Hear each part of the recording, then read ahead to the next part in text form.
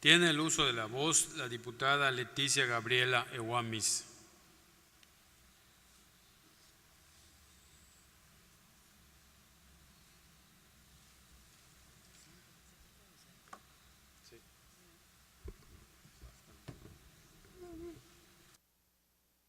Presidente de la mesa directiva, ciudadanos, diputadas y diputados, visitantes de este honorable Congreso, medios de comunicación que nos acompañan, pueblo de Yucatán. 18 y 21 de marzo, trazos y pasos firmes en la historia nacional. Libre y para mí sagrado es el derecho de pensar. La educación es fundamental para la felicidad social. Es el principio en el que descansa la libertad y el engrandecimiento de los pueblos. Benito Juárez García.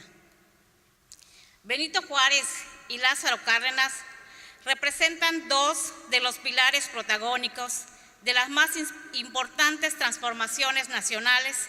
En ambos, la defensa de la soberanía nacional los hermana para siempre y nos impulsa a continuar construyendo un proyecto propio con identidad y rumbos claros.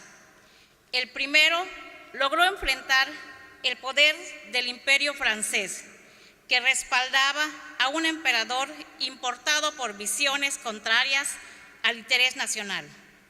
En 1863 y 1867, el gobierno de la República se vio obligado a ser itinerante para salvaguardar la institucionalidad del Estado mexicano. Cárdenas también se vio obligado por su circunstancia histórica a invocar lo mejor de nuestras instituciones para enfrentar la avaricia de empresas petroleras que se burlaban de nuestro Estado de Derecho e intentaron ignorar los laudos en materia laboral en favor de los trabajadores petroleros del país. Benito Juárez fue un personaje que pudo encabezar al gobierno de la República en el momento más difícil de su historia, y no queda duda de ser un personaje digno de toda admiración, símbolo de la defensa de la soberanía nacional y de la reivindicación de las razas originarias. Recordemos que nuestro país estuvo en la segunda mitad del siglo XIX, primero en guerra civil, y a los pocos años se continuó con una ocupación ilegal e injusta del ejército francés. Esto ha sido único en la historia de México. En la etapa independiente es la ocupación más larga que ha sufrido la nación. Juárez logró llegar a buen puerto al restablecerse la República, y México no se convirtió ni en un protectorado francés ni en uno estadounidense.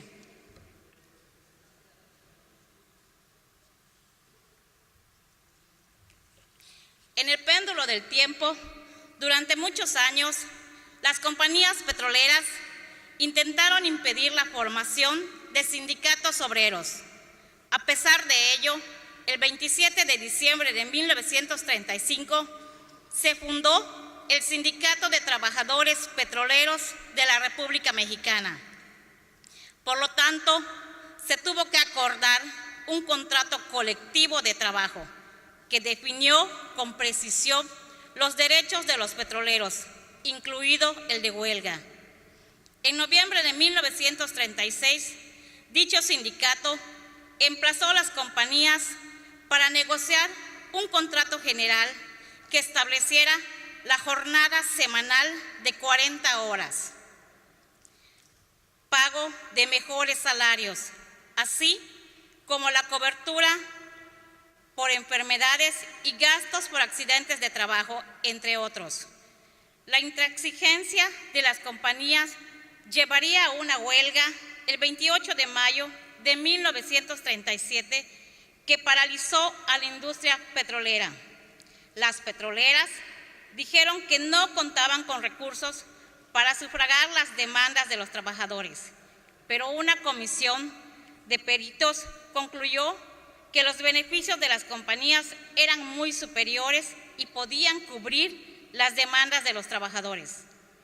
Las corporaciones enfurecieron y tuvieron que afrontar un juicio ante la Junta de Conciliación y Arbitraje el 18 de diciembre, cuyo resultado fue que tenían que erogar 26 millones de pesos de salarios caídos por la huelga, que había sido rota por la mediación del presidente Cárdenas.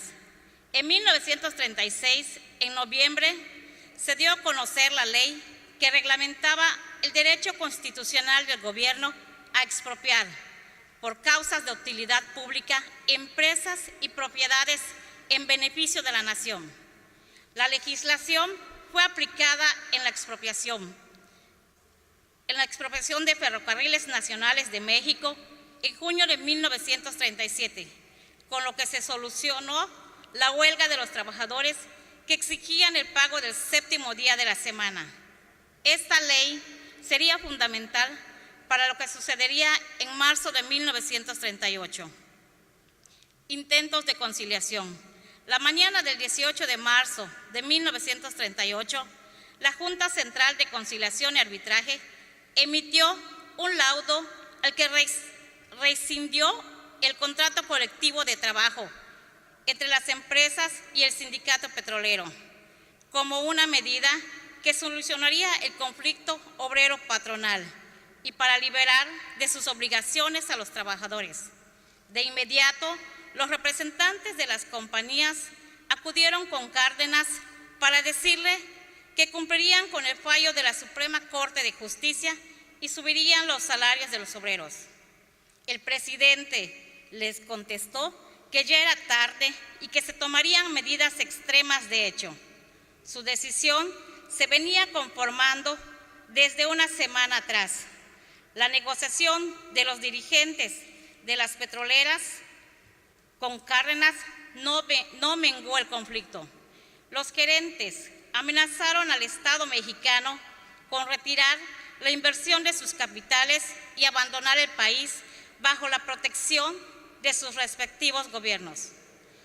La recuperación de la riqueza petrolera, el 18 de marzo a las 10 de la noche y apoyado con su gabinete, la Suprema Corte de Justicia y el Congreso de la Unión, Cárdenas del Río, dio a conocer el decreto de expropiación de todos los bienes, muebles e inmuebles que pertenecían a 17 compañías petroleras inglesas y estadounidenses que operaban en México.